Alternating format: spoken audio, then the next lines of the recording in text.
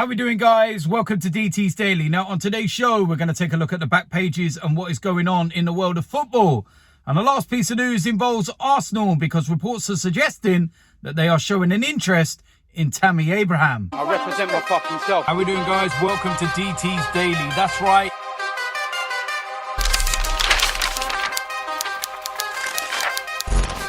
So the first place we're going to start at the back pages and what is going on in the world of football. And of course, transfers, ins, outs, possibilities, rumours, whatever it may be. Now, the first story, Liverpool have turned down the opportunity to sign Ozan Kabak for £8.5 million after his loan spell come to an end. Real Madrid's wage cap will be slashed by almost £150 million for the upcoming season, throwing the future of several stars in doubt. Now, this was a story that's also reminiscent of Barcelona's, that they've got unbelievable wage bills and it's having a massive effect on them. I think COVID has brought to light how many of these clubs are in such a financial mess. And without fans in the stadium and the usual kind of revenue, it's kind of hit home. And, you know, there's been talk about, you know, Barcelona, Lionel Messi's going to sign a new 5-year deal, but for half of the wages he was currently on. Now, if rumours are to be believed, Lionel Messi was on around about £900,000 a week. Staggering. I know he's an unreal player, but seriously. So when you think, oh, sorry, mate, you've got to cut your wages in half. It's like, oh, I'm only going to earn about 400, you know, to £500,000 a week now. How am I going to live? So, yeah, great crack. Leicester will continue contract talks with Yuri Tielemans later this month and remain confident of keeping the Belgium international. Now, of course, he is the subject of interest from Liverpool. And, you know, the one thing that Leicester don't want is to lose all their players. They're big players. They're a great side. Don't get me wrong. The way the club is run is superb. I think everything about Leicester, their owners, is just superb. I would love Arsenal to have owners who care like Leicester's. But the issue is that when teams like Liverpool do come in, the players are going to move. It's the history, it's the name, it's simple facts. And, you know, there's talk of Maddison going to Arsenal. Yes, Leicester right now are better than Arsenal. Facts. But are they bigger than Arsenal? No. Are they a bigger name than Arsenal? No.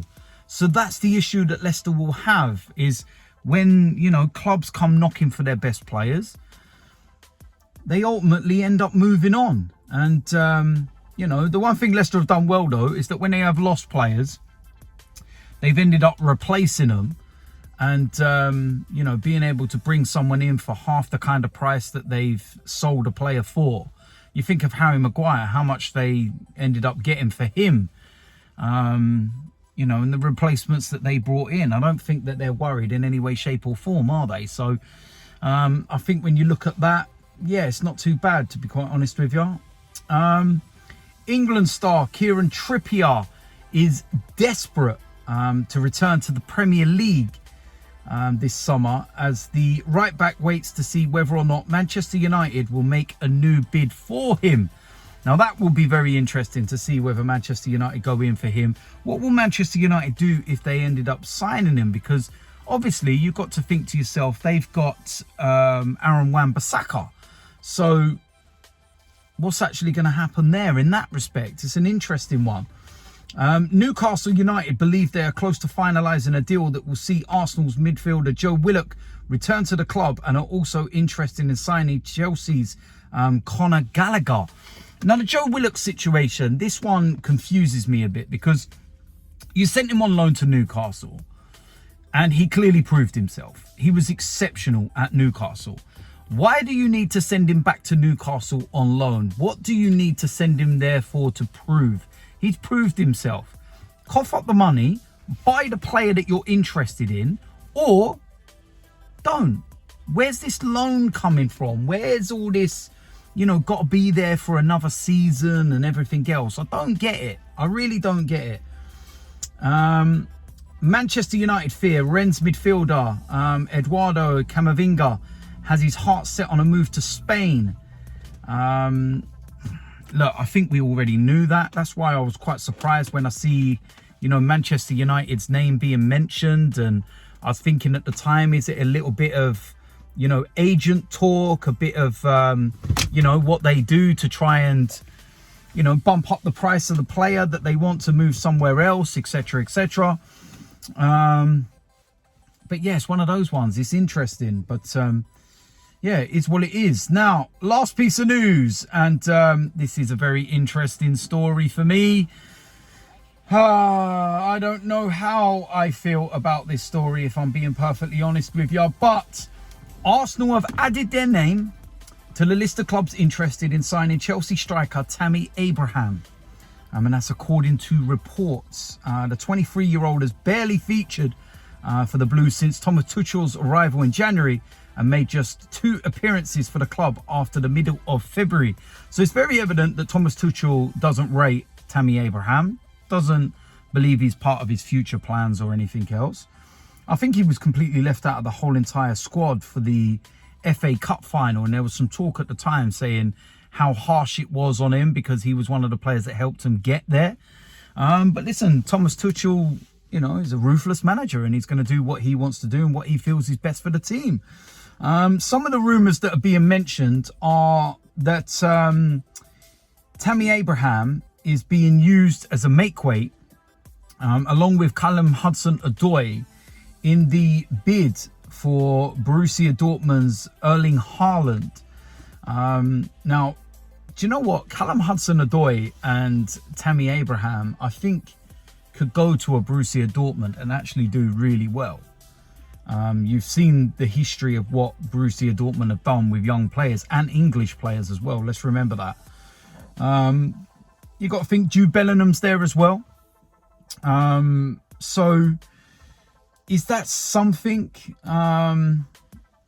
you know, that, you know, Borussia Dortmund would be interested in, or are they just going to look for a straight cash deal? Especially when you're thinking of the kind of money that they're, you know, wanting for Erling Haaland. But it's an interesting one. And for me, Arsenal, not for me. I'm sorry. I just don't look at Tammy Abrahams and I see a player that I feel is going to take Arsenal to another level. And you know what? Some people might say you're being picky, or, you know, beggars can't be choosers, and we're not in a position to try and, you know, be in the situation that we're in and saying, oh, we don't want him or etc. But if we want Arsenal to progress and build and grow and be the team that we used to be, then you need better than Tammy Abraham. There's a reason why Chelsea are getting rid of him, because he weren't good enough for them. So if he's not good enough for them, why should he be good enough for us? I'm sick and tired of taking Chelsea's rejects and players that they don't want anymore. And that's not being disrespectful to Tammy Abraham, because I wouldn't put him in the category of a Willian that we have right now or something like that. But yeah, he's way before his sell-by date. That's first and foremost. He's not, you know, a player that's trying to finish out his career with one final paycheck. He's only 23 years old, but he's a reject. He's not what Chelsea want. And for me, nah, I'm sorry. I just don't agree with it. But it is what it is. We'll wait and see what happens. So there we go. That is it for today's DT's Daily. As usual, let me know in the comment section what you think about today's topics. If you're new around here, hit the subscribe button, smash a like on this video, and I will see you lot soon. I'm out of here.